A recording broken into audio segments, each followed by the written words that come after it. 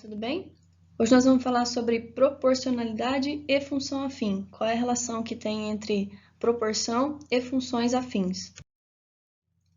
Os nossos tópicos de aula são proporcionalidade, o que é isso, a função linear e proporcionalidade inversa. Então, proporcionalidade é um conceito que a gente fala quando duas grandezas são proporcionais, ou seja, existe uma dependência entre elas, quando elas são diretamente proporcionais, tá? Então, aqui tem relação com diretamente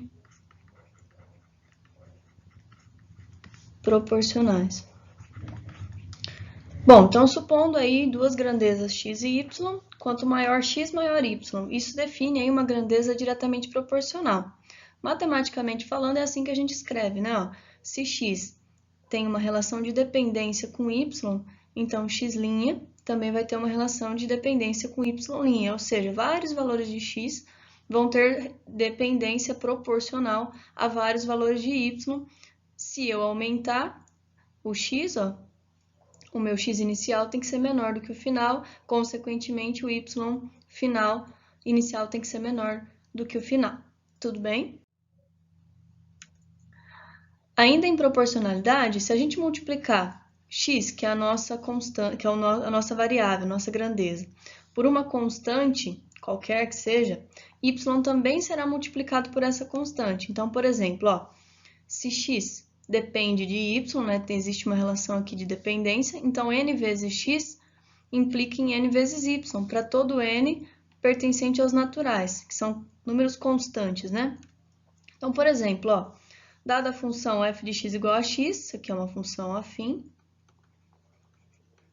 Se fizermos 3x, o que acontece com o y? Se eu fizer 3x, o y também fica 3y, multiplico ele por 3 também, né? E é isso que mostra aí a condição de proporcionalidade. Bom, vamos falar de função linear. A gente já estudou a função linear, né? Uma função de reais em reais, onde você tem o formato dela f de x igual a vezes x. Aqui é interessante considerar que não tem o b da função afim, né? Esse coeficiente aí que toca o eixo y, ele é zero, tá? É uma função que passa exatamente no ponto 0, 0. Ela passa aqui, tudo bem? Muito bom. Essa função linear, se a gente assumir valores só positivos para a, então supondo aqui que eu tenha somente valores positivos para ele, a função transforma qualquer número real positivo x em um número positivo ax. Então, é pensar nesse gráfico mesmo aqui, ó. Se eu colocar somente valores positivos para esse a, só vai me dar relação de positivo com x, positivo para y. Isso caracteriza uma proporcionalidade, ó, entre reais positivos, ou seja, valores de x que levam para valores de y, ambos positivos. Ou seja, aumenta x, aumenta y. Esse fator A de proporcionalidade, a gente chama ele de constante de proporcionalidade. E aí, isso tudo faz da função linear o modelo matemático para problemas de proporcionalidade. Então, sempre que eu falar de proporção direta, eu posso pensar na função linear como um modelo matemático para isso. Beleza, gente? Até aqui? Proporcionalidade inversa. Como é isso?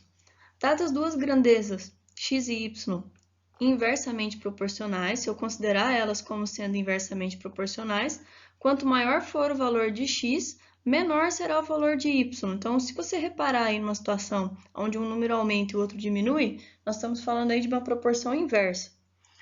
Matematicamente, a gente tem, então, ó, se x se relaciona com y, x' também se relaciona com y', entretanto, o x inicial sendo maior do que o final, resulta num y final menor do que o inicial. Então, quer dizer que aqui, ó, o meu x aumenta e o meu y diminui. Se multiplicar por uma constante o valor de x, esse mesmo valor vai dividir o y. Então, eu tenho basicamente isso aqui, ó. Se eu tenho a mesma relação de x para y, então, n vezes o x me dá um y sobre o n. Eu vou dividir, na verdade, essa relação. Tudo bem, gente?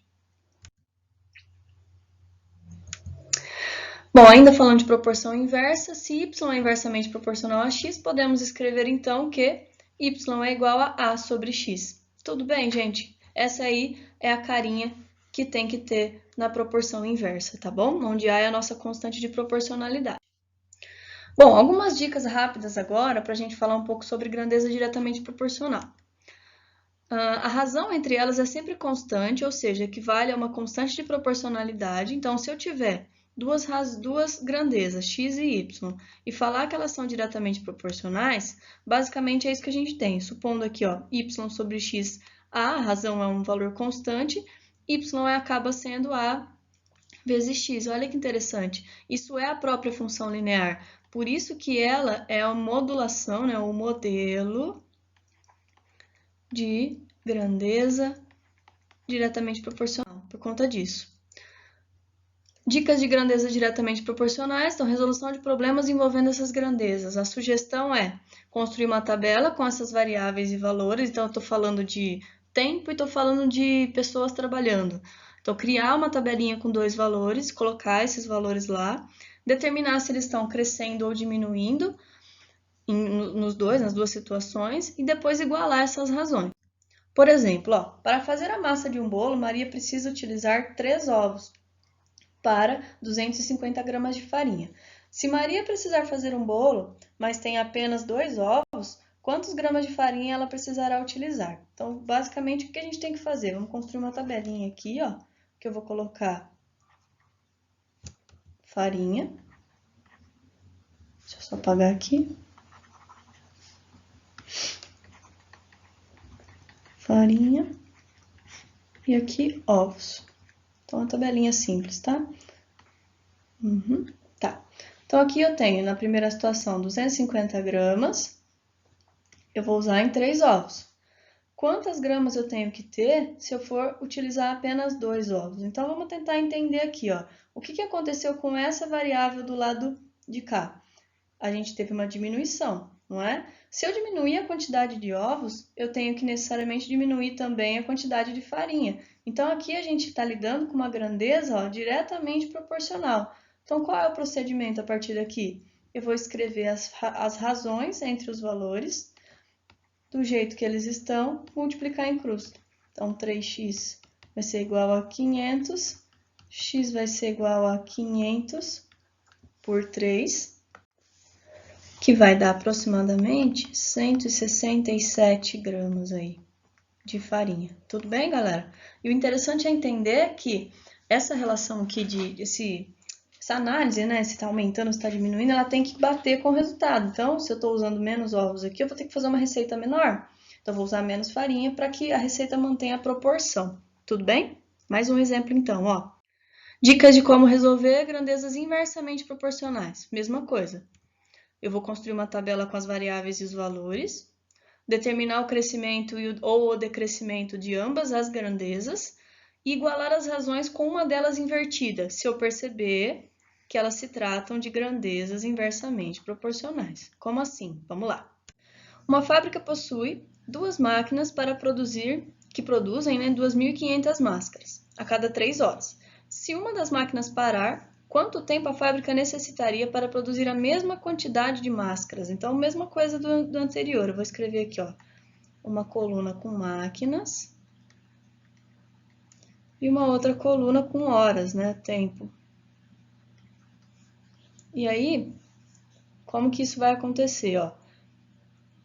As máscaras, inclusive, eu não vou olhar para elas porque eu quero produzir a mesma quantidade. Aqui a minha variação vai ser entre máquina e tempo. Então, no início eu tinha 2 em 3 horas. Agora eu não tenho uma só. Quantas horas eu vou precisar para produzir a mesma quantidade?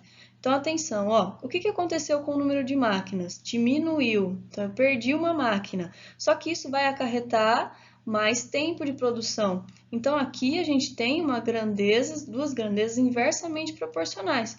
Qual é a regra, então? Eu vou copiar uma das frações e inverter a segunda. Eu prefiro inverter sempre aquela que não tem a variável, tá? Então, 3 por x tem que ser igual a 1 sobre 2.